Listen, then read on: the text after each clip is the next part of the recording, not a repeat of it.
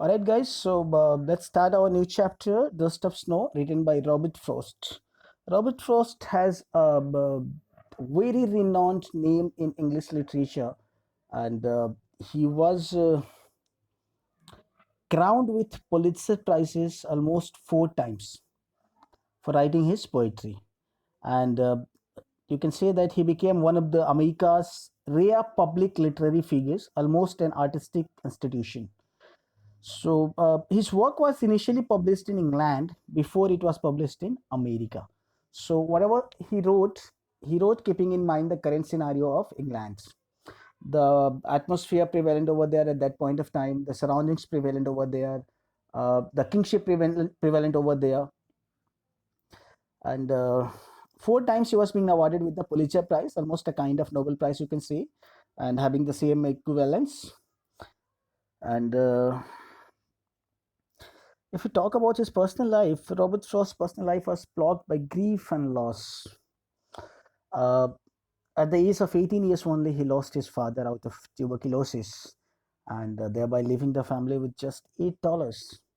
So you can imagine how a family could have survived with merely $8 at their disposal. And immediately, like at the age of, if I calculate, his mother died in 1900. So if I calculate, so immediately at the age of 26 years, he lost his mother also out of cancer. And he admitted his younger sister Jean into a mental hospital. So almost it was quite a conflicting and griefful journey of his life. It was right, and that's all. That's all about the poets. And again, remember my basic concept behind clearing this fundamentals to you is I don't want you people to secure minimum passing marks or 70 or 80% marks in board examination. My clear cut intention is to make you all gain 90 to 95% marks. And this is possible only when you start thinking out of the box. All the students, they think in the same manner, they think in the same arena. But 499 out of 500 is secured by that student only who goes out of the box, who makes a critical analysis of each and every chapter, whether it's English, SST, maths, or science. So basic thing is to understand the factual concepts. Let's move to our next one. So again, we are ready with the summary of contents. Name of the chapter is Dust of Snow. It's a short poem, and again, this is included in class 10 CBSE curriculum this year. So we are going to elaborate summary, explanation, central theme, and yes, to end up with conclusion. Now the team you all are already aware, me and Thakur Shobham Singh. English notes are prepared by me itself, Ravi Tension. Now the critical part of this poem is the poet has tried to make a communication between nature and humans. Nature healing and helping with negative human emotions and the significance of small natural events. Like the story revolves wherein a person was sitting beneath a hemlock tree. Now, why poet has particularly chosen the hemlock tree? Because hemlock tree is a clear cut symbol and representative of death and sorrow. So, poet has particularly chosen hemlock tree. And crow again is a symbol of death. So we can conclude in this manner that the poet or the particular person who was sitting beneath the hemlock tree, he was already in a grief mood. He was already in a sad mood, and he almost lost all his hope from the mankind, from the universe, from the God Almighty, and he was finding himself standing in a position wherein he was not having any other option except to commit suicide or to end up his life. So all of a sudden, like while he was sitting beneath the hemlock tree, and he was realizing, he was recalculating all the things which happened with him in the past till today. There came a crow. There came a crow, and he sat on the hemlock, one of the branches of hemlock tree, and started choking its wing. And yes, this poem was written in the background of winter season. So the moment like crow sat over the hemlock tree and started shaking its wing, because that is basically the fundamental nature of any birds, to shook its wings while it sits somewhere. So the fine particles of dust of snow started falling on the poet. The soft and cold touch of snow changes the poet's mood from sad to happy. And immediately, within few seconds only, he started feeling soothed and refreshed. So in this way, we can conclude a simple moment proves to be a significant and saves rest of the day of the poet's life from being wasted and held in regret. So we can easily find out that although we may find ourselves in a struggling situation, in a situation where there remains no hope at all for the survival, no hopes remaining at all for gaining the confidence, but if we will try, if we'll put our efforts, obviously we can get a simultaneous situation, a positive situation to come out of the grief situation. And this is what God has made us for. Above all, we have a human mind, and then it's our mouth. So first thing is, we need to find out a conclusion in our mind, we need to think over the situation, and then we need to speak the words which is required, because as it is already said by someone, that spoken words always rules the world. So we need to analyze, comprehend, think, and do critical analysis of all the situations coming in our life on a day-to-day basis, and based on that we need to conclude something. We are not supposed to lose our hope for a simple or single moment in the life. Every time, if we will try, we shall definitely get something better out of that. So now let's talk about the literary devices. Dust of Snow is only 8 lines poem, and seems to be simplest of short poems. And the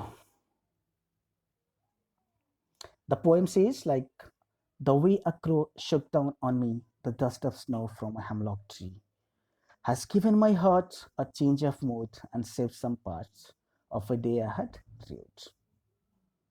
So moving on to the next part, Dust of Snow, having the rhyming lines and rhythmic beat. It's in its purest simplicity form, and it's completely like imaginary poem. Like, this is not possible to be happen in reality, but this is completely based on the imagination of the poet. And the speaker, the man, and the tree, and the season. These are the four characters of this poem. We need to recall speaker, man, tree, and the winter season. And yes, enjambment has also been used out here. Enjambment means a poetic devices refers to a line that ends without punctuation and continues, completing a sentence or clause. So use of enjambment has done fairly enough in this poem. And the message, of course, the message is quite clear enough. Somebody, sometimes seemingly insignificant natural events to bring about changes. So even if we find something ourselves somewhere stuck, somewhere in a situation, when we find that we are not able to find a perfect solution, then nature helps us to come out of those situations. Nature heals our wounds. And talking about the literary devices, yes, the poem is having alliteration, assonance, and internal rhyme. Alliteration, I've already given the example here, repetition of H and S, and internal rhymes like we, de, shook, on, off, hemlock. Like, this shows internal rhyme and assonance, presence of internal rhymes and assonance. Now let's move on to the summary part. We can say that the poet is upset and is sitting under the hemlock tree. Suddenly a crow sat on the tree and started shaking its wings, and particles of snow started falling over the poet, and immediately the poet's mind got changed. Now, why didn't poet has chosen an oak tree or an apple tree or pine tree or some other tree, mango tree? Because he chose hemlock tree, which is usually associated with poison and toxicity. Hemlock tree is famous for being poisonous and toxic. And again, crow, I've already explained you, like crow is again a symbol of death. So these are the questions. Let's conclude finally with the question part. And the first question is, Where and how do you find the poet in the uh, beginning of the poem? So the poet is under the hemlock tree and he is in a sad mood. He was in a mood of grief. Second question, where is crow at the time and what does it do to the tree? So the answer is crow is sitting on the tree and it's shook the tree. Third question, how does the poet's mood got changed? The answer is the poet's mood gets changed upon falling of dust of snow on him. And the next question is what happened with the rest of the day of the poet? Like the moment he felt that snow was falling and his mood got changed, the rest of the day of the poet was saved from ruining and he was sorry and he had started feeling happy and refreshed. And second last question, what is the dust of snow? How does the poet say has changed his mood? What has the poet's mood? How was the poet's mood got changed? So dust of snow means the fine particles of snow.